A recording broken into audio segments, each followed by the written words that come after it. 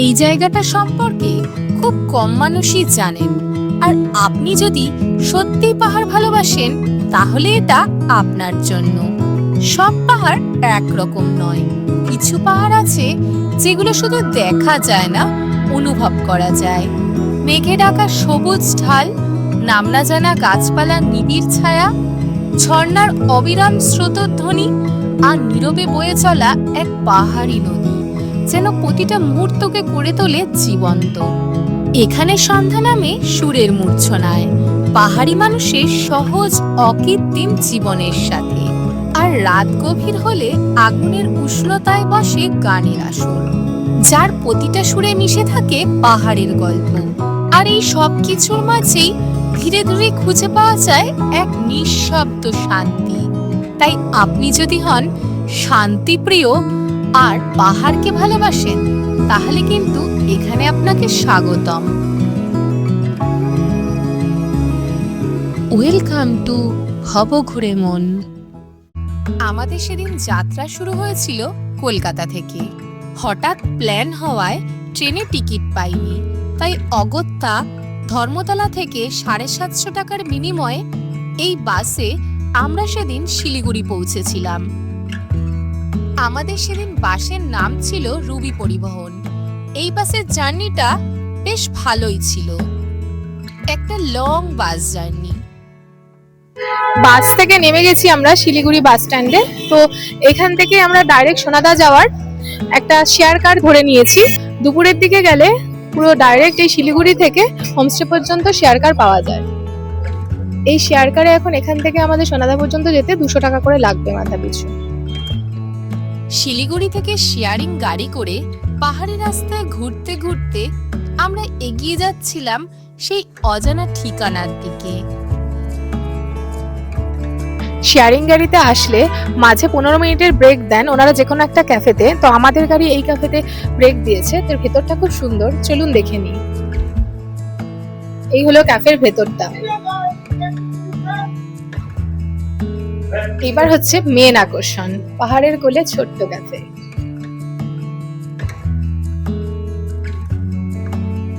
ঠান্ডা হাওয়ার মাঝে এক কাপ ধোয়া ওঠা চা আর গরম গরম ম্যাগির স্বাদ যেন ক্লান্ত পথিকের ছোট্ট একটা শান্তির ঠিকানা। কিছু মুহূর্ত থেমে নিয়ে আবার রওনা হলাম অজানা সেই গন্তব্যের দিকে। আজ আমাদের ঠিকানা যেই হোমস্টে, সেখানে পৌঁছতে গেলে আপনারা এনজিপি বা শিলিগুড়ি থেকে রিজার্ভ করেও চলে আসতে পারেন। হোমস্টের সাথে কথা বলে নিতে পারেন রিজার্ভের ব্যাপারে। আর যদি আপনারা শেয়ারিং এ আসেন তাহলে সোনাদা বা রংপুলে আপনাদের চলে আসতে হবে। সেইখান থেকে আপনাদের হোমস্টে যাওয়ার জন্য গাড়ি রিজার্ভ করে নিতে হবে। বড় গাড়ি 2000, ছোট গাড়ি 1500। শহরের ভিড় হারিয়ে গিয়ে পাহাড়ের নদী যেন আমাদের নিজের মতো করে টেনে নিচ্ছিল ভেতরে।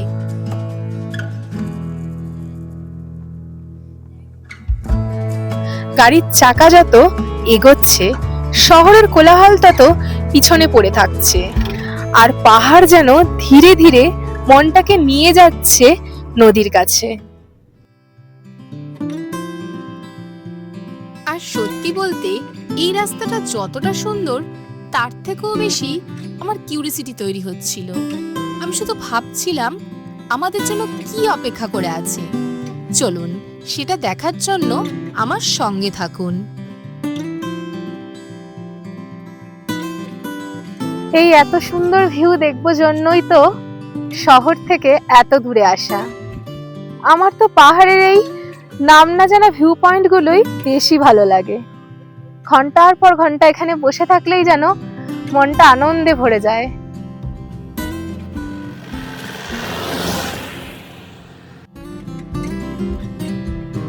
সুন্দর ছোট ছোট গ্রাম, ছবির মতো সাজানো পাহাড় আর রঙিন ফুলের মাঝ দিয়ে এগোতে এগোতেই কখন যে পৌঁছে গেলাম আমাদের সেই স্বপ্নের ঠিকানায় টেরই পাইনি। আমাদের গাড়ি ওখানে পার্কিং করানো আছে। এখানে হোমস্টে পর্যন্ত গাড়ি যাবে না, কারণ এখনো গাড়ির রাস্তা ওখানে নেই।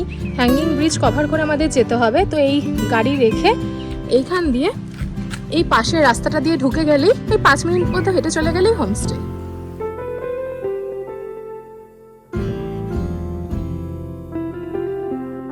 এইবার শুরু হতে চলেছে আসল অ্যাডভেঞ্চার। এই আঁকাবাঁকা পথ পেরিয়েই পৌঁছে যাব সেই আকর্ষণীয় জায়গায়, তাই স্কিপ না করে সাথে থাকুন। চলুন একসাথে সেই মুহূর্তে সাক্ষী হই। ওপর দিয়ে আসার পর এই রাস্তাটা দিয়ে এখন আমরা এগিয়ে যাব, আর তারপরে এই ব্রিজটা ক্রস করেই আমাদের হোমস্টেটা।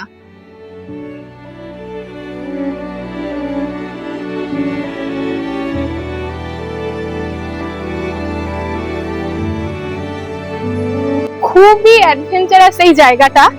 এর পরতে পরতে লুকিয়ে আছে যতটা সৌন্দর্য ততটাই কিন্তু অ্যাডভেঞ্চার।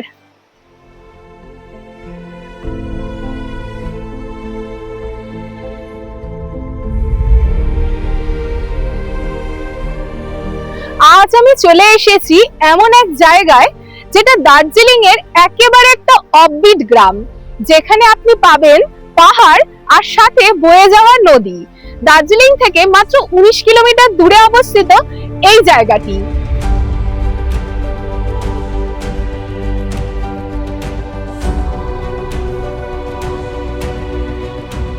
এই জায়গার প্রাকৃতিক সৌন্দর্য এত সুন্দর যে আপনি যদি মনে করেন আপনি সাইট সিন দেখবেন, তেমন কোনো ইনফরমেশন আমি আপনাকে দিতে পারছি না। তবে হ্যাঁ, এই জায়গাটা নিজেই একটা গোটা সৌন্দর্য।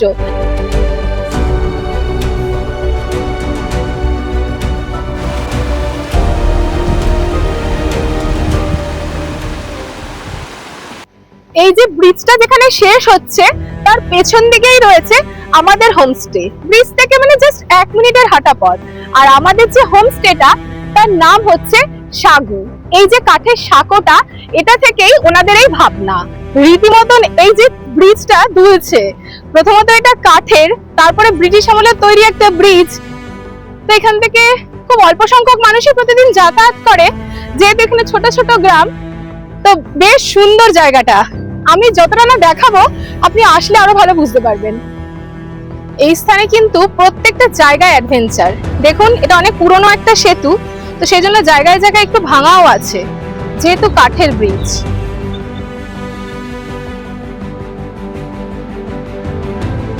এই কাঠের সেতুটির উপর দিয়েই চলে 2 পাড়ের সংযোগ।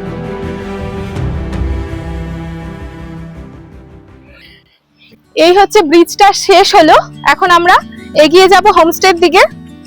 এখন আপনাদের দেখাতে চলেছি সেই আকর্ষণীয় জায়গাটা, যেটা আমার কাছেও খুবই সুন্দর লেগেছে, আর আপনাদের কাছেও আমি আশা করছি খুবই ভালো লাগবে। চলে আসুন।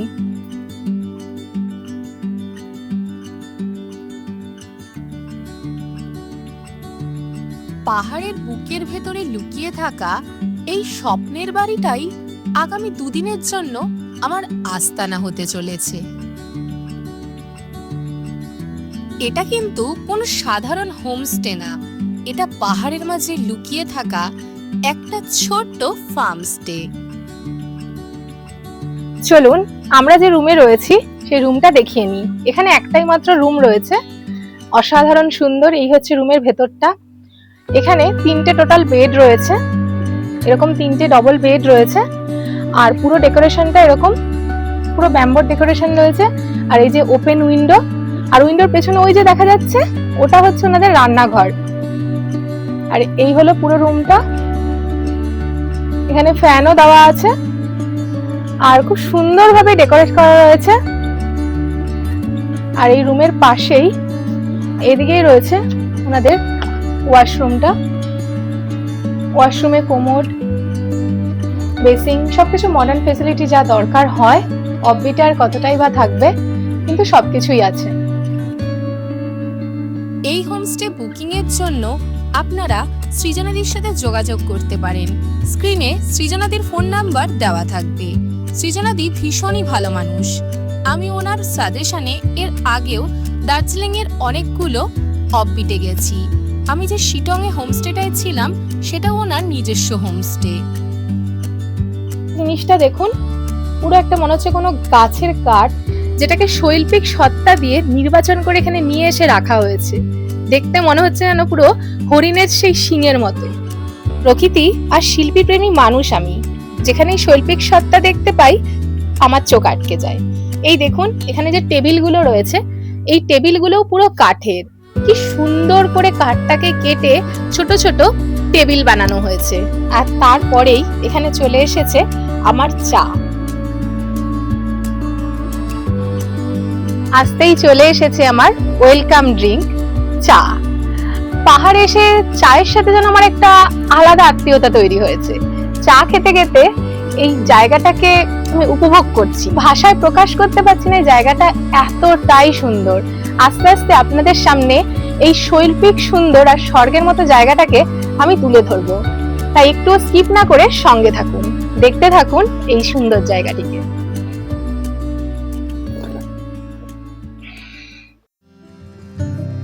এই হোমস্টেতে প্রত্যেক দিন মাথা পিছু থাকা খাওয়া সমেত 1400 থেকে 1500 টাকা লাগে। ये होमस्टे का आइडिया आपको कैसे आया? आप तो ऊपर रहते हैं ना, कैसे आया? पहले हम एक्चुअली बोर्डिंग के लिए आते थे। अच्छा। बोर्डिंग के लिए दोस्तों साथ में आते थे। बाद में और मैं बॉडी गाइड भी करता था ना। एक छोटा सा किचन बनाया था पहले। अच्छा। किचन बनाया बाद में। हाँ, सभी लोग तो टेंट में नहीं रहते, सो होमस्टे करते ना क्या इसमें ऐसा ही करके मैंने भी इसका वही किया अभी होमस्टे। अच्छा, और आपका कि एक ही घर रहेगा या आपको ज्यादा करने का कोई प्लानिंग है? मुझे होटल टाइप नहीं बनाना है कि अभी एक पार्टी इधर है एक पार्टी इधर, वो मजा नहीं आता। मेरा कंसेप्ट ये है कि मेरा मानना ये है कि होमस्टे जो होता है वो होम ही है एक्चुअली। आते हैं लोग स्टे करते हैं एज अ गेस्ट। मेरे लिए कस्टमर नहीं है, एज अ गेस्ट आकर रह सकते हैं, कुछ भी कर सकते हैं यहाँ पर। कुछ खाना बनाना, कुछ कई बार आते हैं लोग गार्डनिंग करते हैं। ये किया है तो ये यहाँ पर तो उन लोगों ने खुद लगाया। हाँ, उन लोगों ने लगाया है यहाँ पर। जो सराउंडिंग्स में जगह बहुत बड़े बड़े, सबको मैं खुद गाइड कर रहा हूँ। पूरा ये गाँव पूरा घुमाता हूँ। गाँव का कैसे लाइफस्टाइल क्या होता है वो मुझे दिखाना है लोगों को। अच्छा। लाइफस्टाइल यहाँ पर एंशिएंट कल्चर यहाँ पर ये। অফবিটে আমি আগেও এসেছি, কিন্তু এই যে জায়গাটা, এটা আমার কাছে মানে অফবিটের যে রসদ যেটাকে বলা হয় অফবিটের, সেটা আমি এখানে এসে পাচ্ছি। একটাই মাত্র এখানে রুম রয়েছে, আর সুন্দর এখানে ওনারা বাগান করেছে, যে বাগানের মধ্যে সবজি চাষ হচ্ছে। পেছনে ঝোপঝাড় রয়েছে, ওইদিকে শুনেছি কফি গাছ ওরা লাগিয়েছে, যেটা আমি পরে দেখতে যাব। আর আশেপাশে কোনো বাড়িঘর তো নেই, হোমস্টে তো ছেড়েই দিন। আর এর পাশেই রয়েছে নদী, যেটা আমি একটু পরেই ঘুরতে যাব। তো অফবিটের মজাটা আমি আপনাদের কিভাবে ভাষায় বলবো আমি জানি না, কিন্তু প্রত্যেকটা পদক্ষেপে তুলে ধরবো। আপনারা যারা প্রকৃতি প্রেমী আছেন, আমি জানি আপনারা এক মোমেন্টের জন্য ভিডিওটা ছেড়ে যেতে পারবেন না। চলুন। ये पूरा जो होमस्टे है ना, बहुत सुंदर एस्थेटिक वाइब्स है। ये पूरा आपने आप पूरा ये आपने खुद ही सजाया? जी जी। ये गार्डनिंग भी? जी जी, बहुत सुंदर लग रहा है। सभी आपने किया? हाँ। पूरा खेती जो है आप ही करते हैं? जी मैं करता हूँ। शौक से?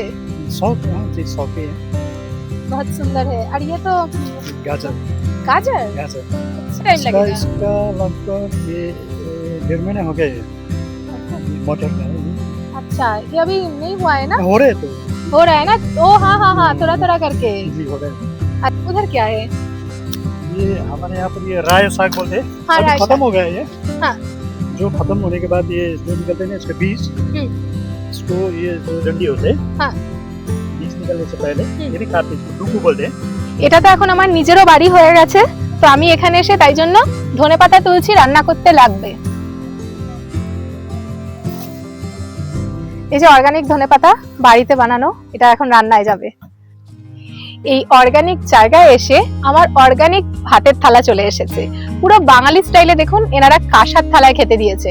মানে কি বলবো, প্রথমে আমি বর্ণনা করি এনাদের পরিবেশনটাকে, যেটা আমার অত্যন্ত সুন্দর লেগেছে। এটা হচ্ছে জলের গ্লাস, এই সুন্দর কাঁসার থালা, ডালের বাটি। এবার আসি আমি খাবারে। আজকে দুপুরের খাবারে রয়েছে এই হচ্ছে কর্ন রাইস, তারপর রয়েছে একটা সব ধরনের মিক্স সবজি, এটা রয়েছে একটা ফুলকপির সবজি, আলু ভাজা, স্যালাড, আর এই রয়েছে ডাল। যে ডালের উপরে যে ঘিটা দেখতে পাচ্ছেন, এটা হচ্ছে একদম লোকাল ওনাদের ঘরে বানানো ঘি। সাথে রয়েছে এটা টিম্বুর আচার, যেটা বেসিক্যালি লঙ্কার পরিমাণটাই বেশি, তবে এটা ভালো টেস্টি। যারা আপনারা আমার ভিডিও দেখেন তারা হয়তো জানেন আমি ভীষণ ঘরোয়া খাবার পছন্দ করি, আর লাইট খাবার খেতে আমার বেশি ভালো লাগে। তো আমি খাবারটা টেস্ট করে দেখি কেমন লাগছে খেতে।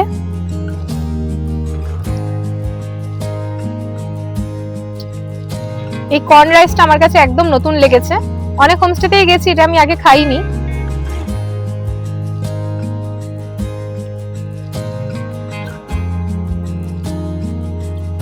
বেশ একটা অন্য ধরনের টেস্ট লাগছে, আর খাবারগুলো বেশ ভালো লাগছে, ঘিটা স্মেলটা খুব অসাধারণ।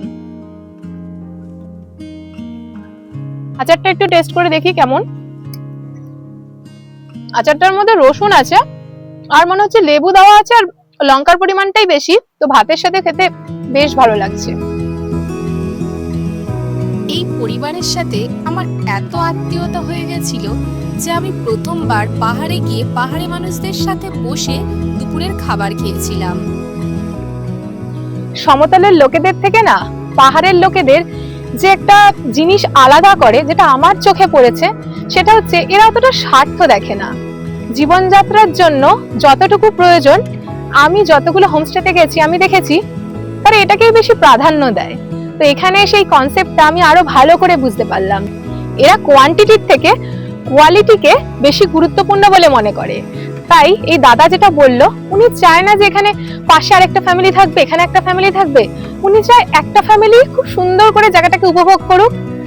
তারা যদি চায় গার্ডেনিং করতে পারে, রান্নাঘর ওনারা ইভেন ছেড়ে দেয়। যেটা আমার কাছে সব থেকে নতুন লেগেছে, যে আপনি চাইলে এসে নিজের মতো করে রান্না বান্না করতে পারেন, নিজের মতো করে সময় কাটাতে পারেন। তো এটা সম্পূর্ণরূপে আমার আলাদা লেগেছে। দেখুন, আমরা যেখানেই পাহাড়ে সমুদ্রে বেড়াতে যাই, কিছু মানুষ আছে সাইট সিন খুঁজতে ব্যস্ত থাকে। তো আমার মনে হয় এরকম অথেন্টিক জায়গা যেটা এখনো পর্যন্ত ঘিঞ্জি হয়ে যায়নি, সেখানে সাইট সিন হলো এই পুরো এলাকাটাই সাইট সিন, গ্রামটাই সাইট সিন। তাই জন্য আপনারা যদি এখানে আসেন, একদম মানে কি বলবো, অথেন্টিক একদম পাহাড়ি গ্রাম, সেটাকে উপভোগ করতে পারবেন। আপনার যে মানসিক শান্তির প্রয়োজন, আপনার যে 2 দিন 5 দিন যা যতদিন ছুটি আছে, যে ছুটিটার প্রয়োজন, সেটা একদম নিগড়ে নিতে পারবেন। তো আমার সাজেশন থাকবে, কেউ যদি প্রকৃতি প্রেমী হয়ে থাকেন, অফবিটকে খুব ভালো করে উপভোগ করতে চান, তাহলে এখানে আসুন। দাদা গিটারটা সেট করছে, আর দাদা আমি শুনেছি ফটোগ্রাফির সাথে সাথে গিটার ভালো বাজায়। তো সন্ধ্যাবেলা এখানে একটা মিউজিক্যাল সন্ধ্যা হতে চলেছে, খুব সুন্দর গানের আসর বসবে, সাথে থাকবে অনেক গল্প। তাই আপনারা কিন্তু সাথে থাকুন।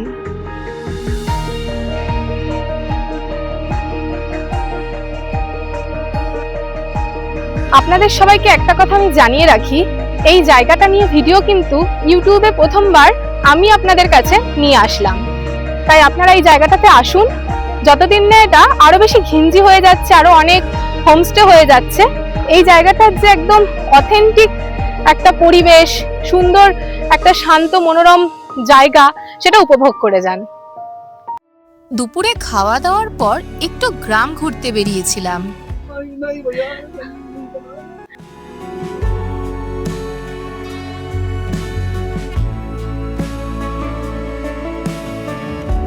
কিছুক্ষণ নিঃশব্দ পথের সঙ্গী হয়ে পুনরায় তাদের সঙ্গে পা বাড়ালাম অচেনা গ্রামটিকে আরো গভীরভাবে চিনে নিতে।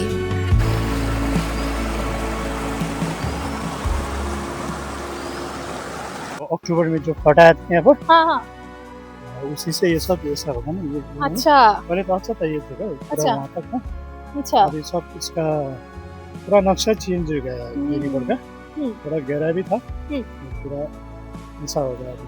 पहले टेंट लगा था इधर, हाँ, इधर में अच्छा बढ़िया जगह था, तो बहुत सुंदर लगता था तब। जी जी, पूरा जो फोटो देखा थे ना।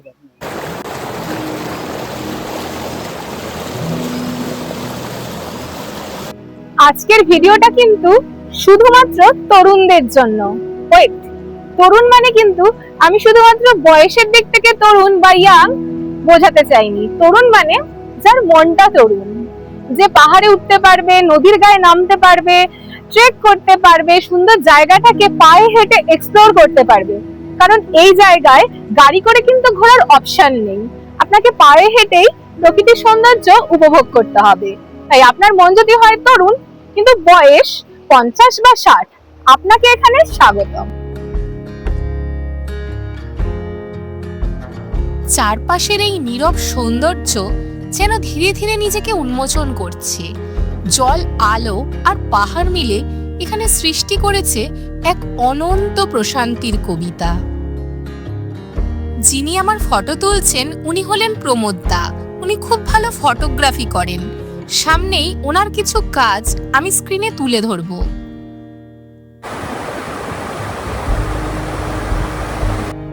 পাহাড়ের এই মানুষগুলোর সঙ্গে যেন অচেনা কোনো টানেই গড়ে উঠেছে এক আত্মীয়তার উষ্ণ বন্ধন।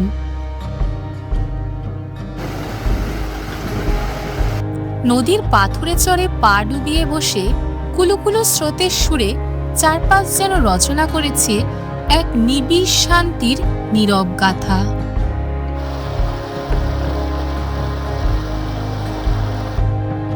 চলুন এবার গ্রামের পথে পা বাড়াই। এই যে পুরো এলাকাটা দেখতে পাচ্ছেন, এখানটা পুরো কমলা লেবুর গাছে ভর্তি। তো আমি ভাবছিলাম যে কমলা লেবুর সিজন যখন হয় সেই সময় আসলে এই রাস্তাটা কি ভীষণ রঙিন লাগবে। এই দেখুন, এই পাশে বাড়িটা দেখুন, একটা ছোট্ট একদম পাহাড়ি গ্রামের ছোট্ট একটা ঘর, কুড়ে ঘর, কিন্তু কি সুন্দরভাবে ফুল গাছ, তারপরে গাছগাছালি দিয়ে একদম সুন্দর করে সাজানো।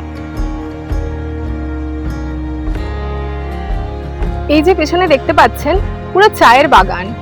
এখন এই চায়ের বাগানগুলো বন্ধ হয়ে গেছে, তবে উপর থেকে এই এলাকাটা এত সুন্দর লাগে, পুরো আমার তো মুন্নারের মতো ফিলিংস আসছিল। পুরো ধাপে ধাপে চা গাছ নেমে এসেছে। এই জঙ্গলের ভেতরে barking deer, black panther, leopard, বন্য শুয়োর, খরগোশ, এই অনেক কিছুই পাওয়া যায়। তো সেই জন্য এখানে জায়গায় জায়গায় সাইনবোর্ড টাঙানো আছে যে কোনো রকম শিকার এখানে করা যাবে না।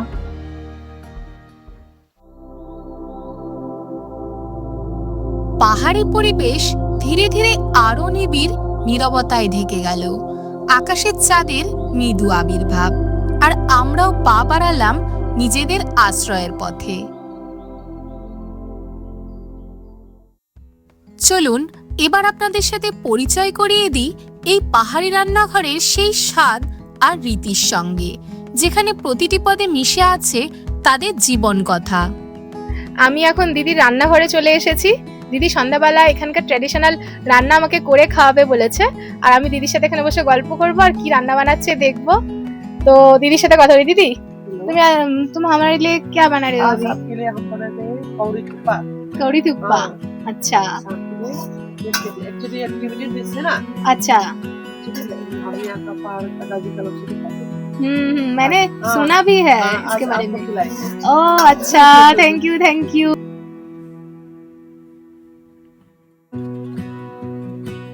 সন্ধ্যাবেলা চা চলে এসেছে। Thank you Rishida. থুপ্পার জন্য দিদি ফ্লাওয়ার টাইপের একটা বানাচ্ছে। এটাই থুপ্পাতে মানে মেন যে স্যুপটা, স্যুপের মধ্যে দেওয়া হবে।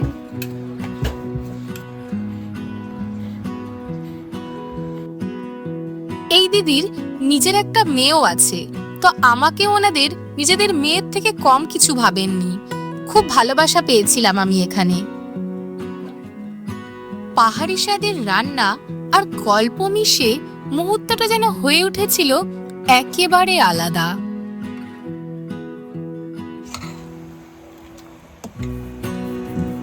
এই যে লোকাল বিয়ারের কথা আমি বলেছিলাম, যেটা এনাদের একটা ট্র্যাডিশনাল জিনিস, তো সেটা দিদি এখন বানাচ্ছে, দেখবো। क्या क्या है दीदी? ये मिलेट है, मिलेट। इसको मिलेट? हम बोलता है छंग बोलता है ना। अच्छा कोदो का जाड़ बोलता है। इसको तुम्बा बोलता है। अच्छा ऐसा ही खाता है इसको। अच्छा, इसमें पानी डालना फॉर्मेटेड, होगा? हाँ। इसको थोड़ा सा गुनगुना पानी डाल के हाँ। थोड़े 1-2 मिनट रख के फिर इसको थोड़ा थोड़ा आस्ते आस्ते इसको करके। सिप करके खाना है।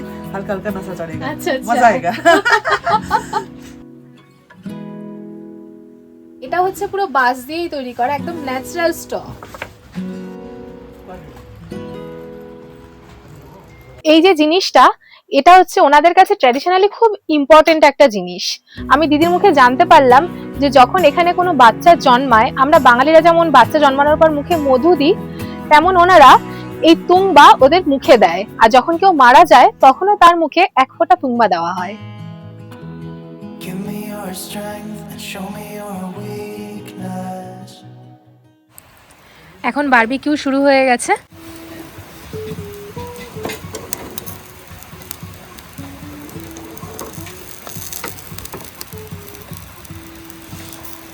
চলে এসেছে আমার বারবিকিউ, তো এটা একটু টেস্ট করে দেখি।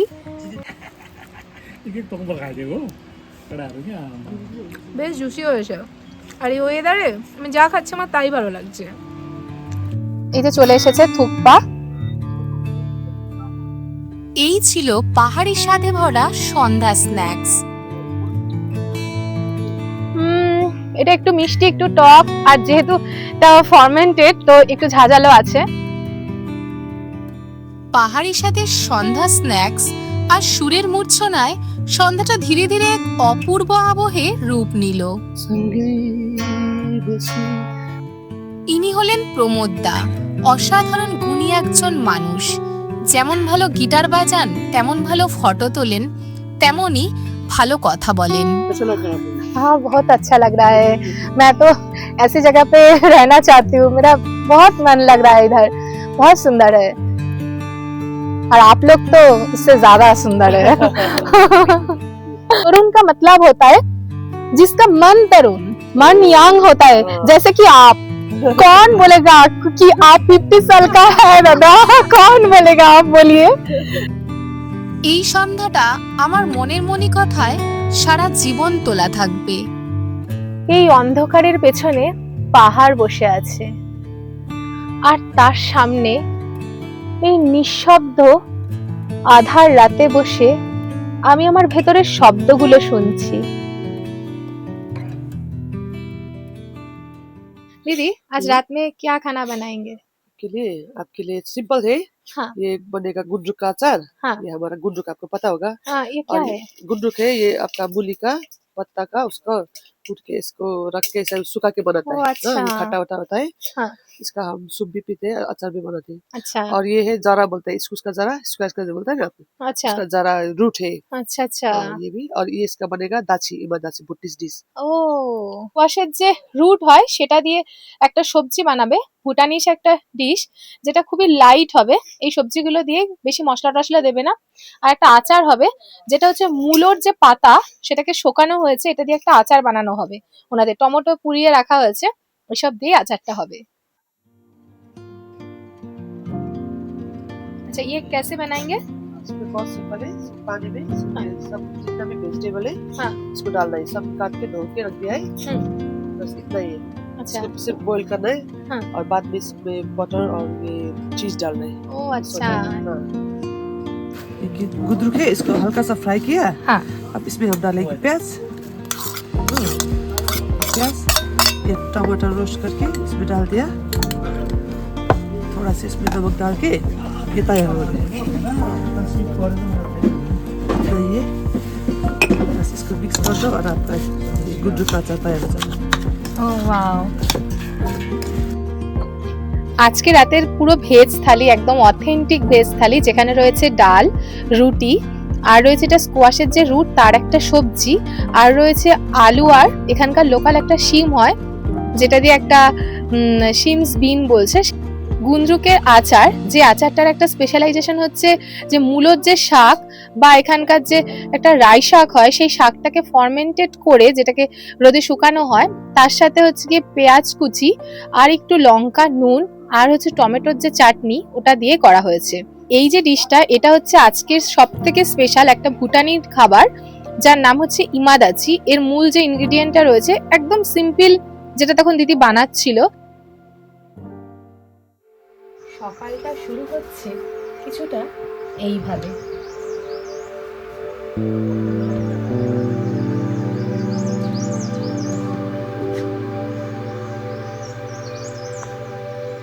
সূর্যের প্রথম আলো মুখে এসে পড়ছে, আর চায়ের কাপের সাথে সারা রাতের ক্লান্তিটা যেন বাতাসে মিশে যাচ্ছে।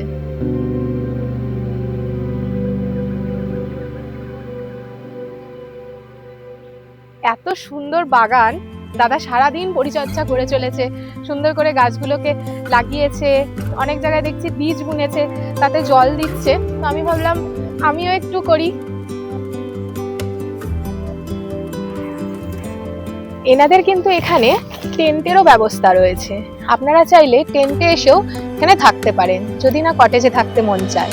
টেন্টের এক্সপিরিয়েন্সও দারুণ হবে, কারণ পাশ দিয়ে নদী বয়ে যাচ্ছে, সারা রাত নদীর কুলুকুলু আওয়াজ, মানে একদম ন্যাচারাল থেরাপি, ঘুম ভালো হবে।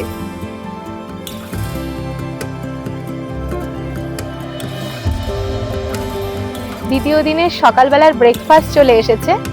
আজকে ব্রেকফাস্টে রয়েছে রুটি আর রয়েছে স্কোয়াশের সবজি আর ডিম পোচ। ভোরের আলোর সাথে সাথে সকালের ব্রেকফাস্ট সেরে নিয়ে আপন হয়ে ওঠা গ্রামটার বাকি রূপটাকে আরেকবার ছুঁয়ে দেখতে বেরিয়ে পড়লাম। পাহাড়, আমি তোমাকে ভালোবাসি।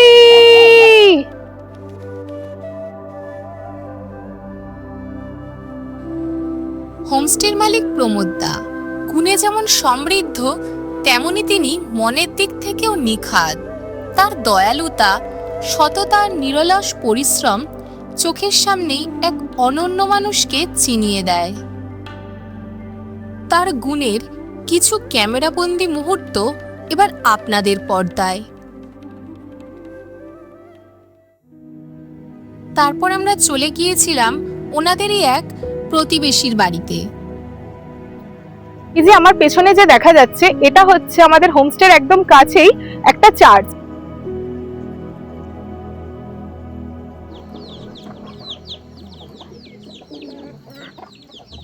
লোকাল এরিয়াটা আমি ঘুরে দেখতে বেরিয়েছি, তো এরকমই একটা বাড়ির সামনে নজরে পড়লো, বাগানের মাঝখানে মৌমাছি চাষ হচ্ছে। नेपाली बिरानी बिरानी क्या होता है? शुगर प्रेशर में अच्छा, मेडिसिनल प्रेशर प्लांट। आए ना प्रेशर उसको कम करती है। পাহাড় ঘুরতে বেরিয়ে দাদারা আমাকে অনেক ধরনের মেডিসিনাল প্ল্যান্ট দেখাচ্ছিল, তো তার মধ্যে এরকম একটা পাওয়া গেল যা লোকাল ভাষা ওনারা বলছে যে পানি আমলা, মানে জলের আমলা বলা হচ্ছে। এটা নাকি সুগারের খুব ভালো একটা মেডিসিন। পাহাড়কে যত গভীরে জানছি তত শহরে থাকার ইচ্ছে কমছে।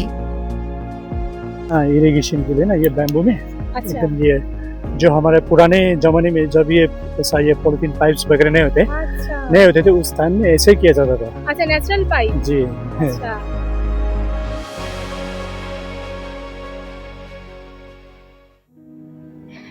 জানেন তো, পাহাড়কে ভালোবেসে না আমি অনেক কিছু পেয়েছি। যেমন ধরুন এই সুন্দর পরিবেশ, আর এই মানুষদের নির্ভেজাল জীবনযাপন, তাদের সরলতা, সাথে এই প্রাকৃতিক সৌন্দর্য। আর যখনই আমি এখানে আসি, আমার জীবনের যত দুঃখ কষ্ট থাকে সেই কদিনের জন্য আমি ভুলে যাই।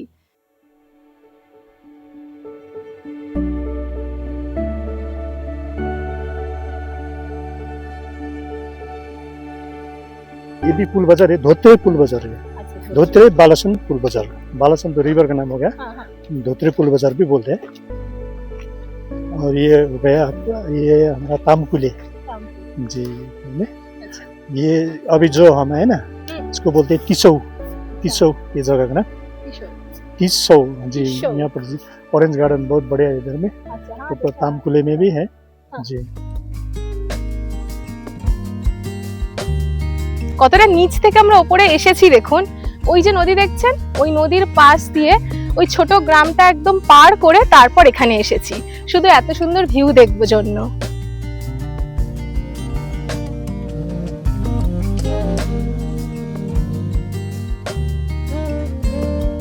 এই হলো সেই ভিউ পয়েন্ট যেটা দেখার জন্য এত কষ্ট করে নিচ থেকে উপরে এলাম।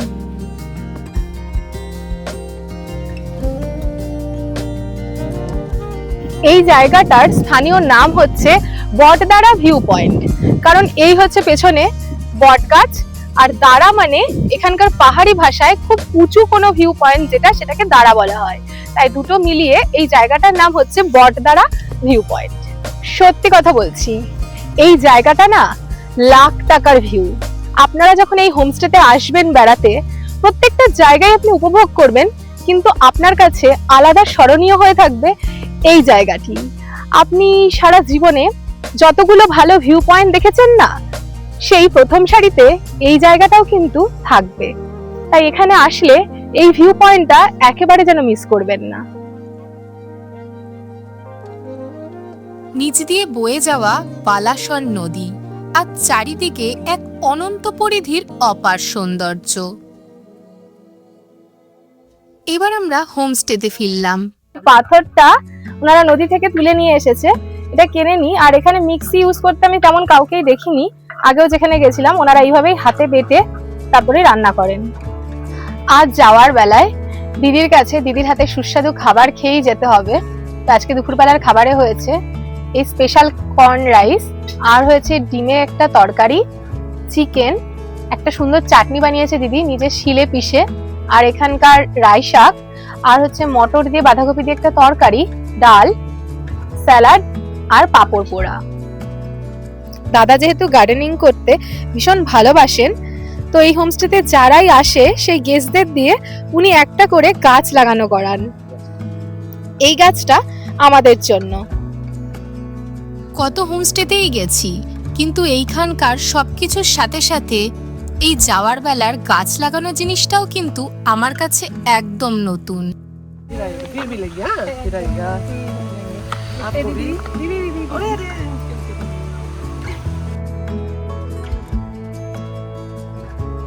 অবশেষে আমরা ভিডিওর একদম শেষ প্রান্তে চলে এসেছি। যদি ভিডিওটি আপনাদের ভালো লেগে থাকে তাহলে please like, comment, share, hype করে আমার চ্যানেলের পাশে থাকবেন। আর চ্যানেলটা সাবস্ক্রাইব করতে একদম ভুলবেন না। দেখা হচ্ছে পরবর্তী কোনো সিনেমেটিক ভিডিওর সাথে। ততক্ষণ পর্যন্ত সুস্থ থাকবেন, ভালো থাকবেন।